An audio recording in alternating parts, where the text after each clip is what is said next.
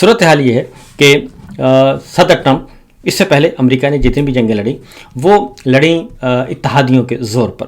اور نیٹو کو ساتھ ملایا جاتا تھا۔ نیٹو ایک بہت بڑا فوجی اتحاد ہے یورپ کا، اور اس کو ساتھ ملایا جاتا تھا، اور اسی طریقے سے باقی مسلم ممالک مل جاتے تھے، پاکستان بھی ساتھ ہو جاتا تھا، اور جانی مال کسی کا، جان کی قربانی کسی کی، اور چودراہٹ جو ہوتی تھی وہ جناب واشنگٹن کی ہوتی تھی۔ لیکن اس بار ان کو بہت زیادہ مزاحمت کا بھی سامنا کرنا پڑا اور انکار کا بھی سامنا کرنا پڑا، اور یہ جو انکار ہے یہ سب سے پہلے اس کی بنیاد رکھی عمران خان صاحب نے، ایبسولیوٹلی ناٹ کہہ کر، اور وہ ایسی چھیڑ پڑی کہ اب یہ اسرائیل ایران امریکہ جنگ کے دوران جس کو بھی صدر ٹرمپ نے کہا، اس نے آگے اس عالمی رہنما نے ایبسولیوٹلی ناٹ کہا۔ میرے سامنے کچھ خبریں ہیں، کیونکہ اب صدر ٹرمپ جو ہیں اس لڑائی کو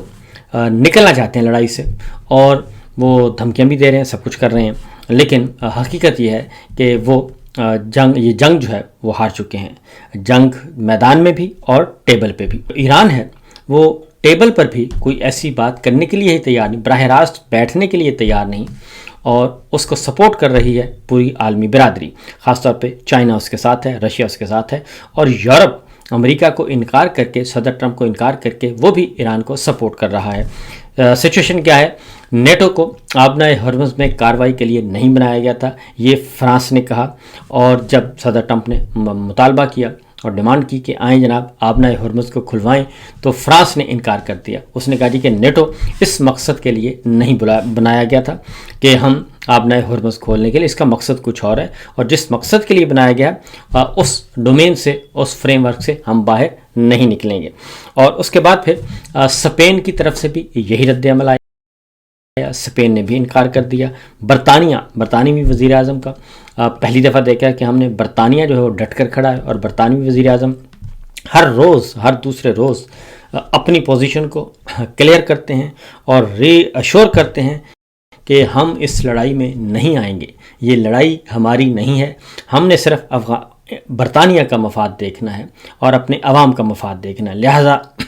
برطانیہ جو ہے وہ بالکل کوسوں دور ہے اس لڑائی سے، اور صدر ٹرمپ کو سپورٹ کرنے کے لیے تیار نہیں۔ صدر ٹرمپ نے ذرا دھمکیاں شمکیاں بھی لگائیں، وارن بھی کیا، خبردار بھی کیا، لیکن برطانوی وزیر اعظم نے کہا کہ میں کسی کی دھمکیوں میں نہیں آؤں گا، میں نے وہی فیصلہ کرنا ہے، ہم نے وہی فیصلہ کرنا ہے جو برطانوی عوام کے فائدے میں ہوگا اور جو برطانیہ کے قومی مفاد میں ہوگا۔ ہم نے اپنی ترقی کو، خوشحالی کو کسی بھی ایک غیر ضروری جنگ میں نہیں ضائع کرنا۔ اگلا اسپین کے بعد برطانیہ پھر فرانس کا بھی آپ کو بتا چکا، اٹلی نے بھی یہی رد عمل دیا، اور اٹلی نے بھی کہا کہ ہماری طرف سے بھی 100% جواب ہے۔ سوئٹزرلینڈ پہلے ہی انکار کر چکا ہے اور اپنی فضائی حدود استعمال کرنے سے روک چکا ہے۔ پولینڈ نے بیٹریاں دینے سے انکار کر دیا، اور اس نے بھی کہا کہ میری طرف سے بھی جواب ہی سمجھیں۔ اور یہ سب کچھ ایسے وقت میں ہو رہا ہے جب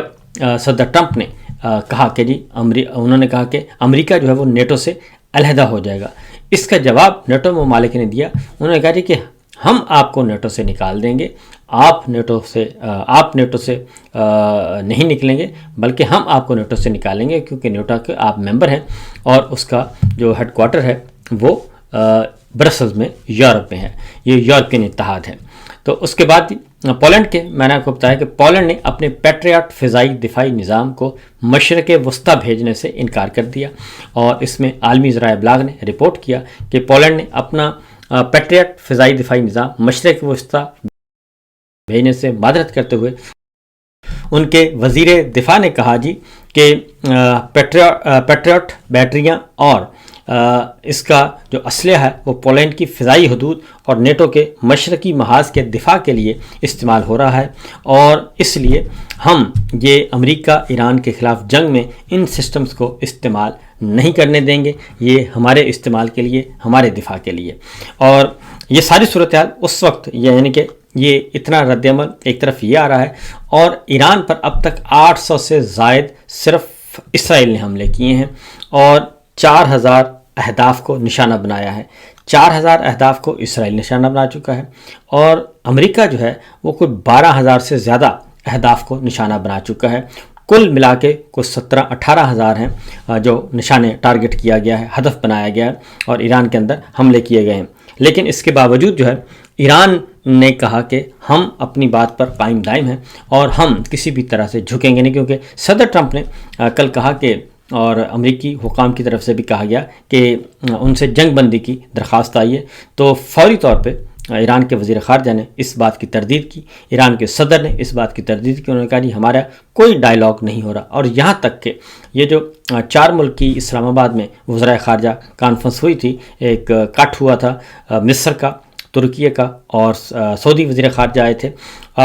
ان کے ہوتے ہوئے بھی ایران کی طرف سے ایرانی وزارت خارجہ نے کہا تھا کہ ہم کسی نہ ڈائریکٹ اور نہ انڈائریکٹ ہم کسی طرح سے بھی امریکہ کے ساتھ مذاکرات میں انگیج نہیں ہیں۔ اور اس کے بعد پھر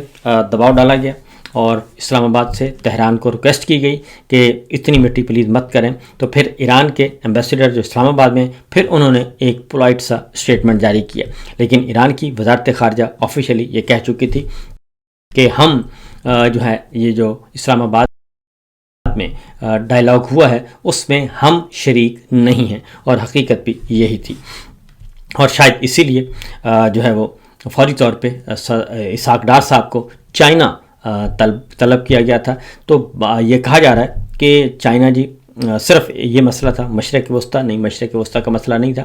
بلکہ اس سے پہلے زرداری صاحب چائنا کے سفارت خانے میں گئے اور وہاں پہ بھی انہوں نے اپنی مجبوریاں بیان کرنے کی کوشش کی، کیونکہ فیلڈ مارشل جو ہیں اس وقت وہ سین سے منظر سے غائب ہیں، وہ کہاں ہیں ابھی تک کچھ پتہ نہیں ہے، اور کس طرح کے ان کی انگیجمنٹس کیا ہیں،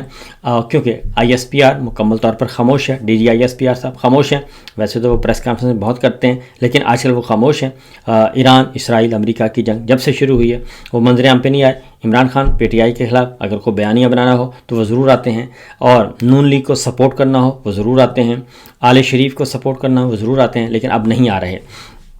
تو یہ بھی ایک معاملہ ہے۔ تو وہ منظر سے غائب ہیں مکمل طور پر، لیکن اس لیے اسحاق ڈار صاحب کو بلایا گیا اور انہیں ایک رات اضافی رکھا بھی گیا، اور ان کو سمجھایا گیا کہ پاکستان جو ہے وہ ایران اسرائیل امریکہ جنگ میں تو ثالثی کی کوشش کر رہا ہے، جنگ بند کروانے کی کوشش کر رہا ہے، جبکہ خود آپ نے افغانستان میں جنگ چھیڑی ہوئی ہے، اور جب آپ نے افغانستان میں جنگ چھیڑی ہوئی ہے یہ خطے کے مفاد میں نہیں ہے۔ اور اس میں چائنا کی طرف سے خاص طور پہ یہ بات کی گئی کہ ہم نے انویسٹ کیا ہوا ہے، ہمارا سی پیک روٹ ہے جو پاکستان سے آگے پھر افغانستان کو بھی لے کے جائے گا، بیلٹ اینڈ روڈ انیشیٹو جو ہے وہ بھی اس میں بھی پاکستان، اور پاکستان کے بعد اگلا ہدف اگلا جو ہے وہ افغانستان اور پھر سینٹرل ایشین اسٹیٹس تک ہم نے جانا ہے۔ تو اس میں سب سے بڑی رکاوٹ جو ہے، اگر افغانستان میں امن نہیں ہوگا اور افغانستان کے ساتھ آپ لڑائی لڑیں گے تو سی پیک اور بیلٹ اینڈ روڈ جو ہے وہ ہمارا جو ہے وہ کہاں جائے گا۔ تو لہٰذا اس پہ بھی ان کو کہا گیا کہ آپ اس طرف جنگ بندی کی بات کر رہے ہیں، ادھر آپ نے جنگ چھیڑی ہوئی ہے مغربی سرحدوں پہ، اور ہم نے ثالثی بھی کی، ہم نے آپ کو کہا بھی، اور اس لیے آپ اس جنگ کو فوری طور پہ بند کریں، کیونکہ یہ نہ خطے کے مفاد میں ہے اور نہ ہی چائنا کے مفاد میں ہے اور نہ پاکستان کے مفاد میں ہے، کیونکہ ایک تجارتی گزرگاہ جو ہے وہ نہیں ہوگی جب تک کہ پاکستان اور افغانستان دونوں میں امن نہیں ہوگا اور دونوں میں ورکنگ ریلیشن شپ اور دوستی نہیں ہوگی۔ تو لہٰذا چائنا کی طرف سے یہ بات کہی گئی ہے اور